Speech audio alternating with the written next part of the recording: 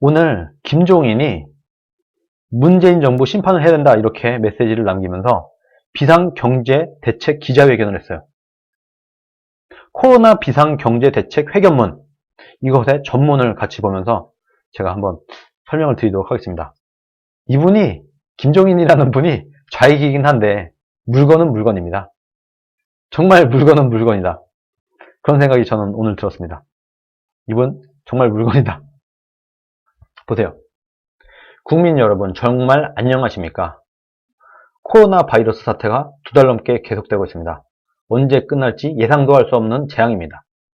온 세계를 휩쓸며 인류의 모든 활동에 제약을 가하고 있어서 세계사가, 이거 한문이 세계사입니다. 세계사가 멈췄다고 해도 과언이 아니다. 우리 모두 마음을 굳건히 하고 가족과 동료, 이웃들과 아쉽지만 거리를 유지하면서 이 시간을 버텨야 됩니다. 이번 사태를 겪으면서 우리나라, 우리 국민의 위대함을 다시 확인했습니다. 대한민국 의료체계에 힘을 보았습니다. 제일 먼저 전국 병원과 보건소에서 몸이 부서져라 일하고 있는 병원 직원과 자원봉사자들, 모든 간호사와 의사 등 의료 종사자들에게 정말 감사의 마음을 전합니다.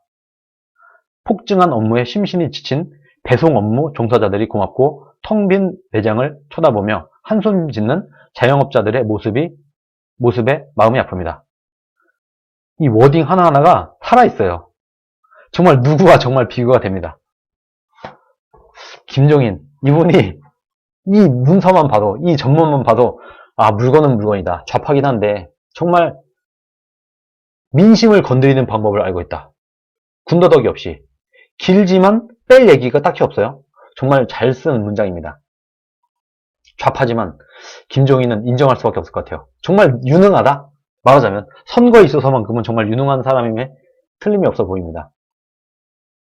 그러면서 쓱 자영업자들, 배송 업무 종사자들, 의료 종사자들 이런 사람들을 어루만져 주면서 우리는 다 이런 사람들을 신경 쓰고 있어. 이분들한테 우리도 고마워하고 있어. 이런 메시지를 정확하게, 명확하게 국민들에게 전달을 하면서 기사화 되도록 썼습니다.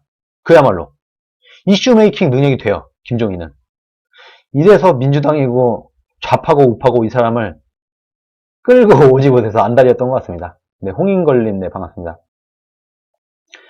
저는 1977년 우리나라에 도입된 의료보험 제도를 만든 당사자로서 약간의 자기 자랑이 시작됩니다. 나 이렇게 유능한 사람이야. 나 이렇게 괜찮은 사람이야. 나란 사람을 우리 국민들에게 각인을 시키는 거죠. 김종인 즉 화법입니다. 의료보험 제도 내가 만들었어. 또 지난 89년 보건사회부 장관으로 앉아서 보험 대상을 전 국민으로 확대한 사람으로서 이번 보건 위기를 보는 감회가 특별하다. 내가 예전에 이런 엄청난 일을 했었지. 나 듣보잡 아니야. 나를, 김종인을 모르는 사람이라고 하더라도 이 문장으로 아, 김종인이 이런 사람이었구나 라는 것을 확실하게 뇌리에 꽂히는 그런 이야기를 한 겁니다. 우리나라가 코로나 사태에 이만큼 대처하고 있는 것은 지난 70년간 우리가 같이 쌓아온 국가의 역량 덕이고 상황은 여전히 진행 중에 있습니다. 지금 우리가 코로나 사태에 잘 대처하고 있어. 그것은 우리 국민들이 다 동의할 거야. 그런데 이것은 지난 70년 동안 우리나라가 쌓아올린 국가의 역량 덕이야. 지금 정부를 맡은 사람들이 자화자찬할 하등의 이유도 없고 또 그럴 일도 아닙니다. 지금 정부 들어선 지 3년밖에 안 됐어. 니네는 이미 우리가 쌓아올린 이 역량의 덕을 보고 있는 것일 뿐이야. 지금 니네가 자화자찬하고 문재인을 말하는 거죠. 자화자찬하고 우리가 정말 잘했어 이렇게 떠들 이유도 없고 그럴 시기도 아니다. 설레발 치지 마라. 니네가 잘한 거 아니잖아. 이렇게 정말 명확하게 비판을 하고 있어요. 정말 오랜만에 살아있는 글을 보고 있습니다. 재난을 겪다 보니 다들 불안하고 화가 나고 쪼들리는 거 잘 압니다. 시중에서는 이미 코로나로 죽거나 굶어 죽거나 마찬가지다 이런 말을 합니다. 실제로 그렇습니다. 실제로 민심이 그렇습니다. 코로나로 죽거나 이대로 우리가 일도 못하고 출근도 제대로 못하고 특히 자영업자들, 소상공인분들 이런 사람들 대출하지 않으면 생활이 안 돼요. 무슨 대책이라도 계속 발표를 하는데 지금 문재인 정권을 비판을 하는 거죠. 지금 문재인이 이 대책, 저 대책 막 내놓고 발표를 하는데 혜택을 받다는 사람이 없다, 지금. 문재인이 무슨 말은 많이 해. 우리가 이걸 하겠습니다. 우리가 힘을 모아야 됩니다. 뭔가 자꾸 떠들어. 그런데 지금 문재인 정권의 혜택을 받다는 사람을 내가 들어본 적이 없어. 이 말에 동의를 할 국민들이 지금 쏟아질 겁니다. 김종인, 화법, 문장, 명문입니다. 이건 인정할 수밖에 없어요. 정말 이 사람은 정말 국민들의 민심을 잘 보듬고 정확하게 맥을 짚어서 주장을 하네요. 유능합니다. 김종인은 유능한 사람이며 틀림이 없습니다. 지금 미래통합당의 국회의원 수십 명이 이 정도 메시지를 던진 사람이 없었습니다. 한 사람의 힘이 이렇게 엄청나다. 김종인이라는 한 사람이 단지 들어왔을 뿐인데 엄청난 파괴력을 보이고 있습니다. 코로나 비상경제 대책은 먼저 소기업과 자영업자 그리고 거기서 일하는 근로자의 임금을 직접, 즉시, 지속적으로 재난 상황이 끝날 때까지 보전해 주는 데 맞춰야 됩니다. 제가 어젠가 했던 말씀이죠. 우리가 아무리 자유주의 시장경제주의자라고 하더라도 이렇게 국가 재난 상황에서 정말 최악의 상황에 처한 사람들은 우리가 국가에서 따뜻한 손길을 내밀어야 된다. 저는 따뜻한 보수 이런 해괴망측한 소리는 안 하겠습니다. 그러나 국가가 할 일은 분명히 있는 것이다. 무조건 자유시장경제 여기에만 맡겨서는 솔직히 말해서 요즘 상황에서는 답이 안 나옵니다. 정말 전 세계적인 재난 상황에 처한 이때는 우리가 그래도 이 예산을 잘 돌려서 우리 국민들에게 조금 포퓰리즘이 아니라 정말 지금 당장 막막한 사람들은 도와줘야 된다. 이렇게 얘기를 했는데 이렇게 깔끔하게 정리를 했습니다. 비상경제 대책은 소기업과 자영업자, 거기서 일하는 근로자의 임금을 직접, 매우 빠르게, 즉시, 지속적으로, 언제까지 불안해하지 마세요. 국민 여러분 불안해하지 마세요. 지속적으로 재난 상황이 끝날 때까지 보전해주는 데 맞춰야 됩니다. 희망이 느껴지지 않습니까? 자영업자분들 이런 사람들 이렇게 된다고 하면 정말 좋겠다 이런 얘기를 할 겁니다. 지금 같은 상황에선 어차피 512조의 예산 중 상당 부분이 쓰지 못한 채 남겨지게 됩니다. 제가 사실 이 글을 보면서 가장 잘 썼다고 생각하는 부분이 사실 이 글이에요. 이 부분이에요. 정말 가장 핵심적인 부분. 지금 추경할 때가 아닙니다. 여러분 제가 말씀드렸죠. 추경? 빚내서 하자고? 아닙니다. 512조의 예산이 지금 살아있다. 김종인이 좌익이긴 하지만 어쨌든 국가 예산을 쓰는 데는 도사입니다. 원래 좌파들이 이런 거 잘하죠. 우파의 자유시장경제에 너무 빠져있다 보면은 자유시장경제에 대해서 완전히 이해하지 못하고 있는 사람들 중에서 너무나 자유주의, 자유방임주의 막 이런 식으로 가는 사람들은 이 국가 예산을 최대한 안 쓰는 것이 능사라고 보는 사람들도 있는 것 같아요. 그런데 이렇게 위급한 상황에서는 예산을 잘 쓰는 것이 중요한데 추경할 필요 없어. 추경은 아직 꺼내지 않고 지금 같은 상황에서는 어차피 512조의 예산 중에서 상당 부분이 쓰지 못한 채 남게 됩니다. 정확한 얘기인 겁니다. 제가 일주일 전인가 말씀을 드렸죠. 지금 우리나라의 예산이 512조야. 이 예산들이 지금 300조, 400조가 남아있어. 이 돈을 갖다가 쓰면 될 것이지 왜 추경을 하느냐 이렇게 얘기를 했죠. 그 얘기를 이렇게 심플하게 단 3줄 만에 담아냅니다. 정부와 국회는 신속하게 올해 예산의 20% 정도의 규모를 항목을 변경해서 코로나 비상대책 예산으로 전환해서 우선 100조 원 규모의 재원을 확보해야 됩니다. 추경할 생각하지 말고 자꾸 빚낼 생각하지 말고 이미 있는 이 돈 어차피 이거 다 쓰지도 못해. 지금 이렇게 대한민국 전체가 올스톱 돼 있는데 어차피 예산 편성한 거 이대로 어차피 못 쓸 거 아니겠어. 그러니까 어차피 못 쓸 돈을 잘 기재부에서 잘 분별을 해서 100조 원을 빼내서 이것을 우리 국민들, 어려운 사람들을 지원하는 데 써야 된다. 정말 이 3줄이 가장 핵심적인 명문으로 저는 판단을 합니다. 임기 종료를 앞둔 20대 국회가 대책이 바로 나옵니다. 여러분. 임기 종료를 앞둔 20대 국회가 총선 직후에 임시회를 열어서 헌법 56, 57조가 규정하고 있는 예산 재구성을 끝내야 됩니다. 총선이 끝나자마자 바로 임시회를 열어라. 그래서 예산을 재구성을 해라. 512조의 예산 중에서 100조 원의 예산을 재구성을 해서 국민들에게 지원할 수 있는 그런 예산을 확보를 해라. 기획재정부도 즉시 이를 준비하기 바랍니다. 리딩을 하고 있습니다. 야당인데 리딩을 하고 있습니다. 대한민국 정부의 한 부분인 기획재정부를 리딩을 하고 있어요.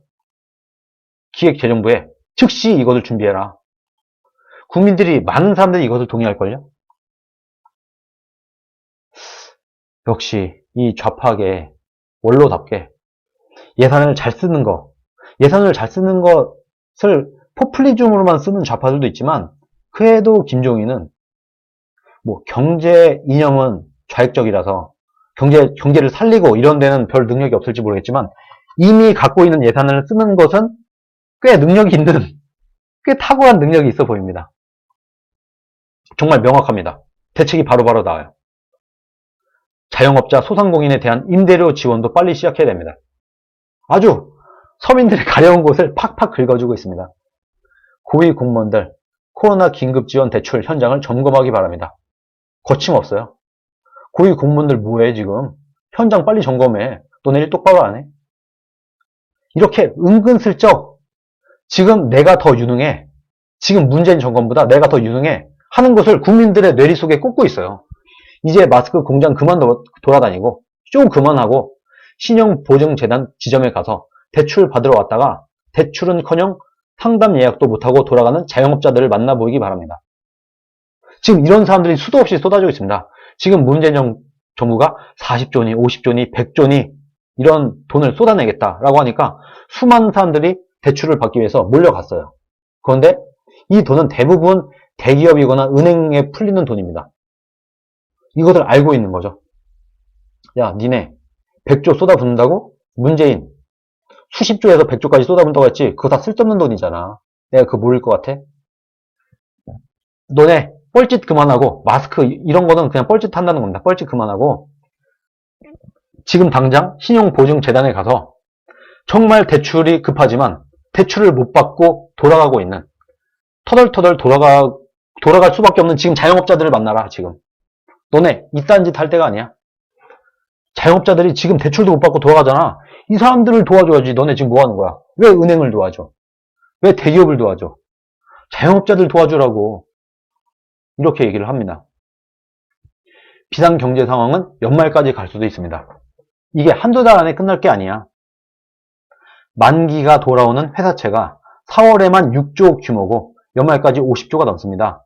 신용보증기금을 확대하는 등의 방식으로 은행들이 더 많은 회사채를 인수하게 해줘야 됩니다. 대책들이 그냥 딱딱 떨어집니다. 이게 사실 포퓰리즘 같지만 그렇지 않습니다. 지금 이 비상시국에서는 그래도 이 정도는 해야 된다. 이게 정치적으로도 괜찮고 실제 국민들에게도 효과가 있는 그런 정책을 계속해서 내고 있습니다. 많이 준비했어요. 제가 볼 때 정말 이분이 정말 많이 준비했어요. 그리고 이분이 워낙에 경제 쪽에는 좌익적 이념을 갖고 있긴 하지만 경제 쪽에는 좀 밝은 편입니다. 그러다 보니까 이런 문장과 이런 대책이 바로 나오는 겁니다. 미래통합당 누구도 하지 못했던 이런 얘기들을 계속해서 거침없이 쏟아내고 있습니다. 참 이랬어야 되는데 정말 안타깝다. 김종인 개인이 이런 얘기를 했다고 하면은 이 정도의 파급력이 없을 겁니다. 그런데 지금은 그냥 김종인이 아니에요. 선거를 총괄 지휘하는 권한을 갖고 있는 김종인이기 때문에 이 정도의 영향력이 나오는 것이다. 이런 말도 할 수 있는 것입니다. 그냥 어디 뒤안방 노인이 이런 얘기를 하면은 아무도 안 써줘요. 근데 김종인이 하니까 얘기가 되는 겁니다. 지금 선거대책위원장인 총괄위원장인 사람이 하니까 이 메시지가 국민들에게 다가가는 겁니다. 1천조 원이 넘는, 상상할 수 없는 돈이죠. 정말 1천조 원이 넘는 시중 부동자금을 국채로 흡수를 해서 비상경제대책 예비재원으로 확보해 두는 방안도 빨리 찾아보기 바랍니다. 이거는 조금 세게 불렀습니다. 뭐 좋습니다. 문 대통령과 지금 대통령이, 박 대통령이죠. 박 대통령과 지금 대통령이 탄생하는데 일조한 사람으로서 저는 국민께 미안한 마음을 갖고 있다고 말씀드린 적이 있습니다. 슬쩍 내가 말이야 박근혜 대통령도 만들었고 문재인 대통령도 만든 사람이야. 나에게 대단한 사람이야. 자기 어필 또한 빼놓지 않습니다. 그런데 꽤 격조가 있어요. 나름대로 겸손하게 이렇게 표현을 합니다. 정말 워딩이 좋아요. 정말 좋아요.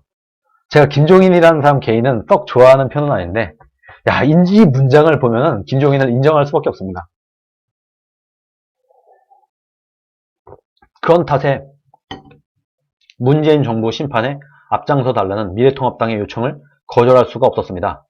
김종인, 내가 문재인 정권 탄생에 일조한 사람이 왜 그럼 대체 미래통합당에 들어왔는데 이런 보수 우파 시민들의 아주 매서운 눈초리가 있어요. 이것을 지금 달래야 되지 않겠습니까? 김종인이. 야, 내가 이 당에 들어온 이유가 다 있어. 내가 지금 문재인 정부 심판에 앞장서는 이유가 다 있어. 왜? 내가 지금 대통령 탄생에 일조했잖아. 이것을 국민들께 사죄하는 기분으로 내가 들어온 거야. 그런 탓에 내가 문재인 정부, 이런 막장 정부를 내가 만들었어. 정말 죄송합니다. 미래통합당의 요청을 거절할 수 없었습니다. 그 송구한 마음 때문에 제 인생의 마지막 노력으로 나라가 가는 방향을 반드시 되돌려 놓아야겠다고 결심한 것입니다. 뭐 앞뒤 문맥을 다 따지고 보면 사실 이게 일종의 김종인도 유체 화법이기도 해요. 그러나 오케이, 뭐 지금 이 상황에서는 이 정도 얘기할 수 있다. 그렇게 봅니다. 뭐 이분에 대한 세세한 비판은 제가 나중에 하도록 하겠습니다. 그런데 지금 상황에서 굉장히 시의적절한 얘기를 하고 있는 것은 사실입니다. 미래통합당의 총괄선대위원장으로서 야당의 승리, 국민의 승리를 이뤄내겠습니다. 국회의석 과반 정당을 만들어서 6월 개원 국회 개시 1개월 내에 코로나 비상경제 대책을 완결해 제시하겠습니다. 코로나 대책 6월 개원 국회 개시 1개월 내에 코로나 비상경제 대책을 완결해서 제시를 하겠다. 지금 문재인 무능해서 아무것도 못하고 있지? 그거 우리가 할게. 우리 과반 정당으로 만들어줘. 우리가 잘할 수 있어. 내가 지금까지 한 얘기 다 들어봤어? 이렇게 느껴지죠? 뭔가 할 것 같죠? 뭔가 국민들에게 비전이 오는 것 같죠? 정말 어려운 이런 상황에서 뭔가 일말의 빛을 제시할 수 있는 그런 능력은 정말 탁월한 것 같습니다. 많은 분이 미래통합당을 어쩔 수 없이 지지한다고 하면서 흡족해하지 않는 거 잘 압니다.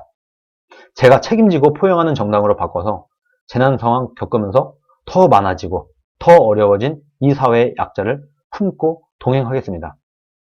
많은 분들이 지금 어쩔 수 없이 정말 문재인 정권을 막기 위해서 야 정말 미래통합당도 별로고 다 싫지만 야 그래도 문재인보단 낫잖아? 이 정도로 억지로 비판적 지지를 하고 있는 거 다 알고 있다. 그런데 나를 믿고 찍어줘. 이런 거죠. 미래통합당이 못 믿어? 그럼 내가 책임질게. 내가 책임지고 포용하는 정당으로 좋은 정당으로 내가 만들어낼 테니까 김종인을 믿고 찍어라. 김종인을 지지하는 사람 내가 앞으로 광복 행보를 할 건데 나를 믿고 찍어주세요. 미래통합당이 지금 지지부진하고 미래통합당이 별로 마음에 안 들어도 내가 책임지고 이 당을 정말 괜찮은 당으로 만들게요.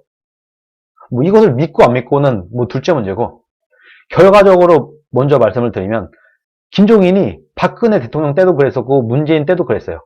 그런데 그 결과는 좋지는 않았습니다. 정치판이 그렇게 만만하진 않아요. 그러나 지금 할 수 있는 최고의 멘트입니다. 내가 책임지고 이 당 나만 믿어. 나를 믿고 찍어줘. 결과는 모르죠. 총선이 끝나고 난 다음에 과연 김종인 이분이 얼마나 큰 힘을 갖고 휘두를 수 있을지는 아무도 몰라요.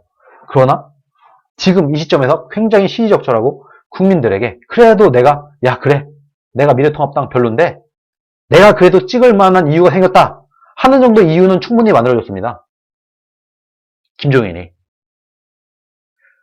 와 정말 대단한 멘트가 쏟아져서 제가 사실 이 글을 쭉 보면서 와 진짜 물건이다. 진짜 물건이다 이 생각을 굉장히 많이 했습니다.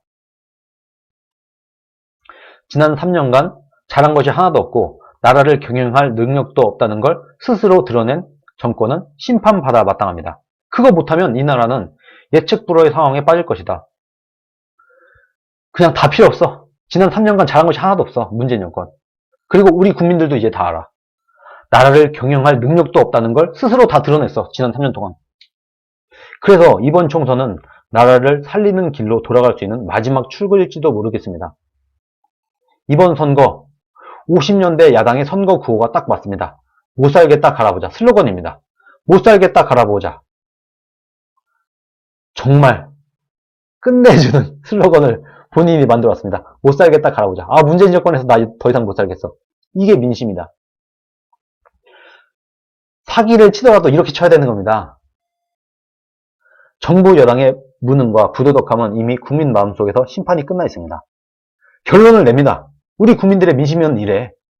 정부 여당의 무능과 부도덕함은 이미 국민 마음속에서 심판이 끝났어. 그리고 지금 문재인 정권과 민주당도 심판을 예감하고 부들부들 떨고 있어. 겁을 내고 있어. 국민들이 투표만 하시면 된다. 투표를 호소하는 거죠. 국민 여러분. 투표를 해주세요. 저를 믿고 투표를 해주세요. 지금 정부 여당의 무능과 부도덕함은 우리 국민들이 다 알고 있지 않습니까? 이제는 우리가 투표장에 나가시면 됩니다. 마지막으로 짚고 넘어가지 않을 수 없는 기이한 일이 소위 N번방 사건입니다. 이 N번방 사건 굉장히 표현하기 어려운데 굉장히 심플하게 얘기를 합니다. 네, 이 선생님, 지금은 김종인이 잘하기보다 황교안이 너무 못해서인 것 같고 해결할 수 있는 우파의 제3인물에게는 인기 얻을까봐 기회를 안 주는 거나 본인 주변 인물들은 오로지 자리에만 관심 있는 게 문제 아닙니까? 시켜주면 잘할 사람 있을 것 같은데요. 김종인 오면 홍준표에게 도움되는 게 있는지요? 글쎄요. 그거는 모르겠는데 이것은 맞습니다. 김종인이 만약에 공천이 완료되기 전에 선거대책위원장으로 왔다고 하면은 홍준표를 공천을 줬을 겁니다. 그것은 저는 맞다고 봅니다. 김종인은 정말 전쟁터에 나가서는 싸워서 이길 생각을 합니다. 누구처럼 쪼잔하게, 누구처럼 쫄보 이런 짓 안 합니다. 김종인은 그래도 전쟁판에 들어갔을 때는 이기기 위한 그런 노력을 하는 사람이다. 지금 그렇게 하고 있는 거예요. 그리고 김종인은 해볼만 한데 이때만 움직인다고 합니다. 야, 해볼만해. 지금 내가 볼 때는 좀 해볼만해. 이때만 움직이는 사람이다. 김종인. 그래서 저는 사실 이번 선거에서 이길 가능성이 있을 수 있다. 저는 그렇게 봅니다. 그리고 김종인이 지금 들어와갖고 어쨌든 간에 충분한 역할을 하고 있습니다. 오늘 이것만으로도 사실 많은 사람들이 뭔가 달라졌다. 미래통합당이 달라졌다. 이런 생각을 충분히 할 거라고 저는 보고 있습니다. 우선 돈 내고 방에 입장했던 사람들 명단도 공개하고 지위 고하를 막론하고 처벌해야 됩니다. 정확히 선을 그는 거죠. 우리 N번방이랑 우리 전혀 상관없어. 뭐 지금 손석희 이런 사람 얘기가 나오겠죠. 완전 좌익들이 지금 다 줄줄이 걸리고 있어요.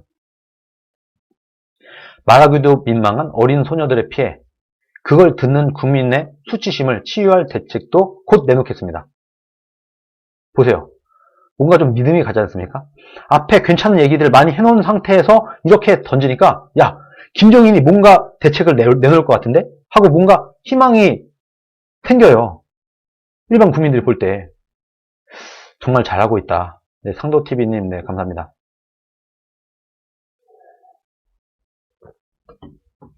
김종인은 여러분, 분명한 좌익입니다. 우리가 이걸 헷갈리면 안 돼요. 그런데, 김종인의 가장 좋은 능력, 가장 김종인 하면 떠오르는 능력은 이슈 메이킹 능력. 제가 누차 얘기를 했죠. 이슈 메이커가 있어야 된다. 그래야지 선거에 바람이 분다. 선거의 분위기가 나온다. 이슈 메이킹 능력은 탁월합니다. 까놓고 말해서. 김종인. 이슈 메이커로서의 역할을 지금 충분히 해내고 있다. 톡톡 해내고 있다. 그래서 어쨌든 간에 전혀 시끄럽지 않던 이 선거판이 조금씩 흔들리면서 선거에 바람을 불러일으키는 역할을 지금 김종인이 시작을 했습니다. 앞으로 뭐 잘할지 못할지 이제 막 한 숟갈 떴는데 제가 너무 뭐 칭찬을 하는 건 아닌지 모르겠어요.